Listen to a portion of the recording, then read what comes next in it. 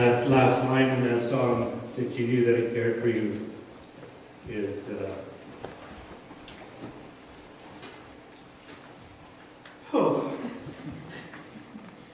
it's pretty significant, because I had come to the point of despair where I thought God didn't like me anymore. And we were at friends of ours in Winnipeg, and they were trying to convince me otherwise. And the next day we were at home,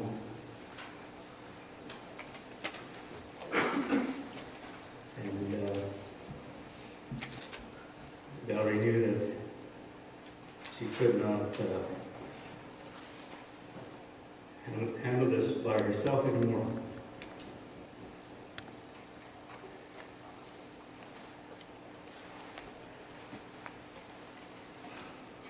And so she called her sister Ellen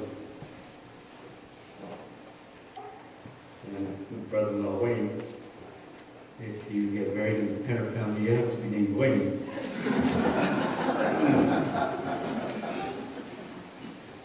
And they came over, and the three of them tried to get me into the vehicle because they knew I needed help.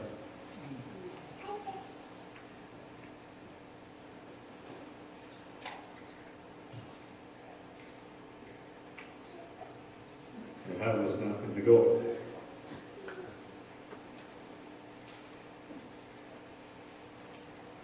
The only reason I got in the car was because I thought Wayne was going to have a heart attack because he was trying to get me in there so hard.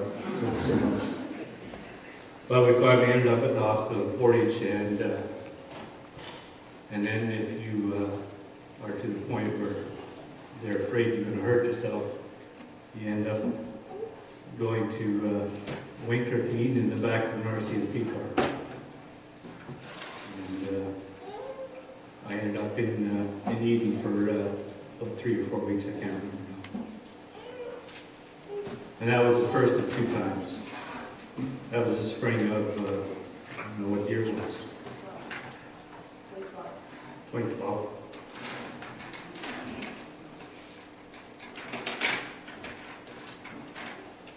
And came out of there, and I was doing not too bad, but then I had to go back again in that fall again.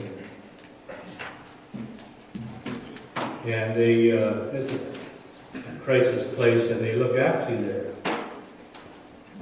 And they put you on all kinds of meds. They give you meds to help you get through the day, and they give you meds to put you to sleep at night, and I think I was on 5 different types of medications. And some are uppers, some are downers, and the thing about the prescription, they all say take them in the morning. Anyway, how does that work? You're supposed to take your pills to get up in the morning and pills to go to sleep at night all at the same time, so your body doesn't know what to do, so it goes sideways.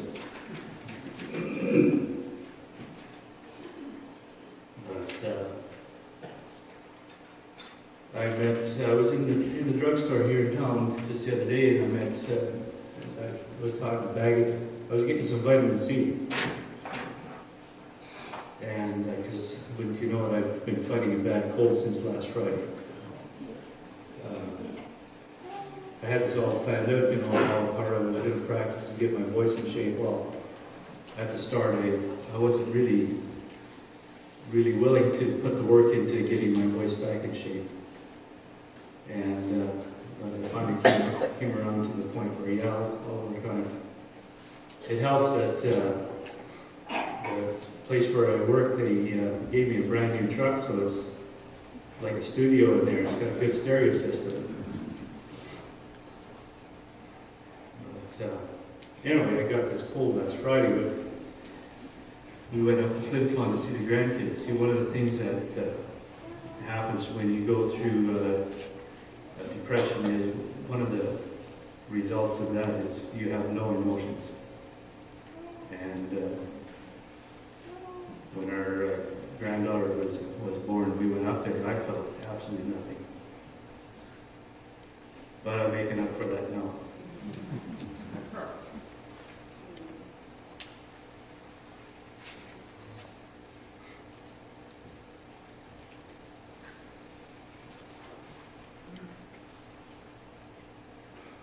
And the emotions, they kind of sneak up on you when you're not ready for them. But that's okay too. I'm going to play a little video clip that explains this a little bit better than what I can do, so we'll do that right now. It is a joyless, there is no emotion. Black, and that is the only, when people talk about depression, they talk about a black hole. Because that's what you feel, that you just got dropped into a black hole. You get agoraphobic, you don't want to be around people, loud noises upset you. I couldn't read.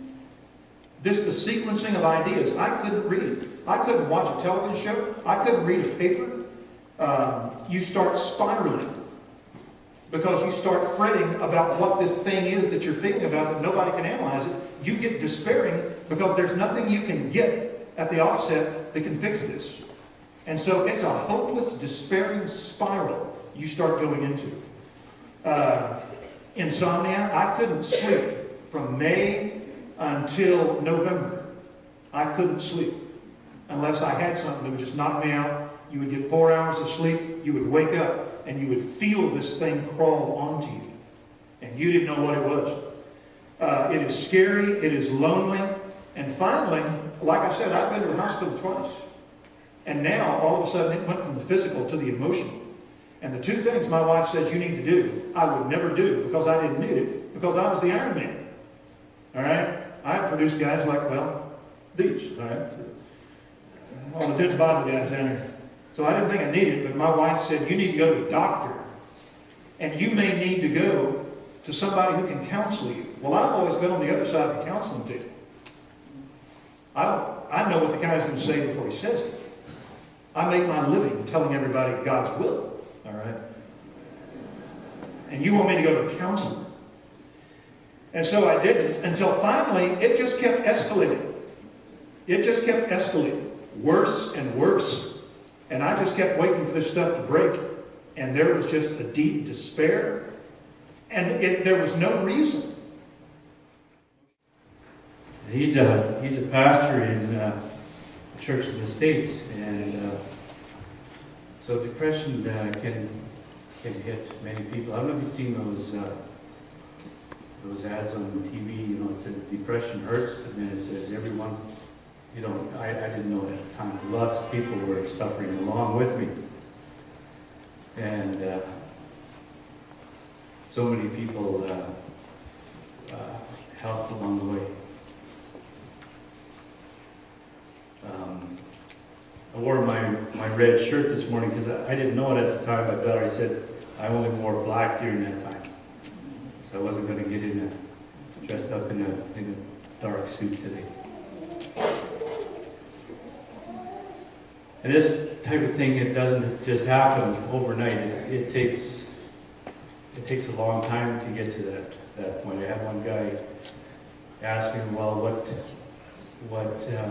finally brought you out of it? And I couldn't really give him an answer. I think as long as it takes to get down to that point, you also get out of it. And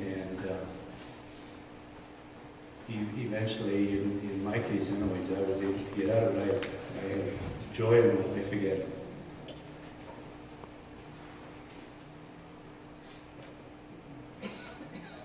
I have a job that I love to go to work. For the longest time, I couldn't work.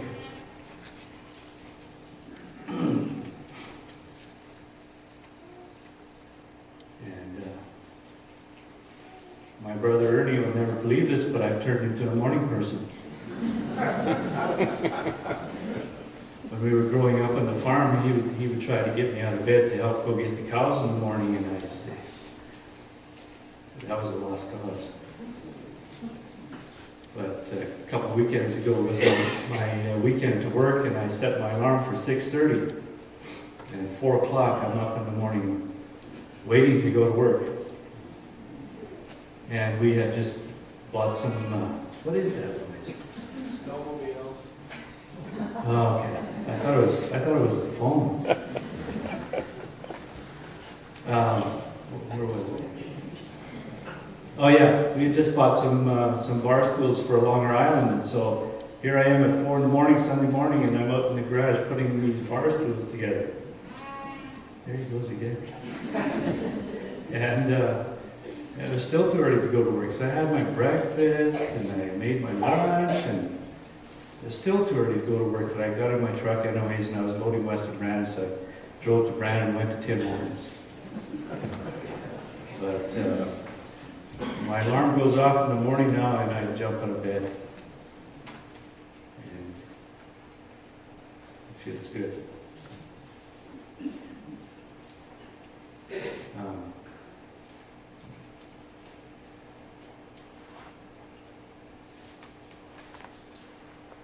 But even as long as, or as short a time as 4 months ago, when I started working for Burbank.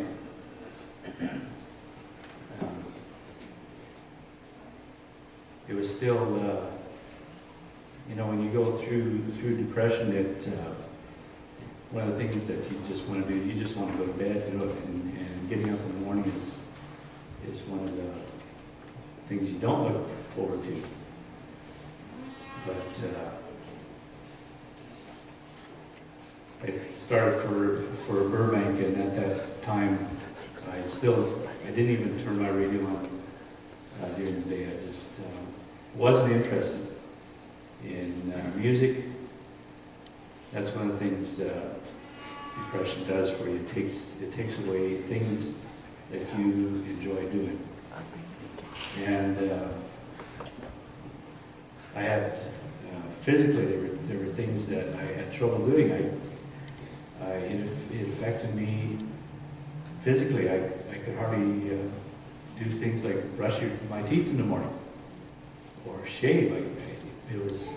My hands just didn't work. And taking a shower, I take showers now.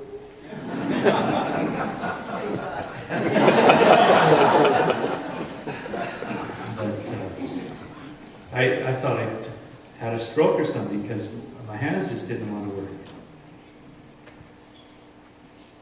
And I finally got to the point where I hadn't worked for a long time, but I think we got down to $47 in my bank account.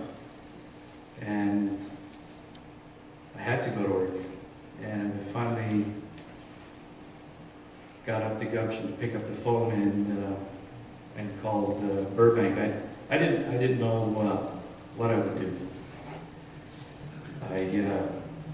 The only thing I thought of was I'd go back on the road, go trucking again, but I just did not want to do the long distance hauling anymore. And so I've been seeing a chiropractor in Portage, and he helped me along the way a lot. And it was as a result of seeing him, I finally had the gumption to pick up the phone one day, and I phoned Burbank, and I got on right away. And like I said, when I first started driving for them, I still didn't even turn the radio on. But then they gave me a brand new truck to drive, and it was quiet in the cab, and it had a good stereo system, and I started slowly listening to music again. And started feeling the urge to share my story. We'd gone for counseling to see Mr. Al Friesen. And one of the things that he had said to me was, I think you're going to be required to share your story. And I felt at the time, well, you've got to be kidding. I'm not going to do that. But it's come to that point, I guess.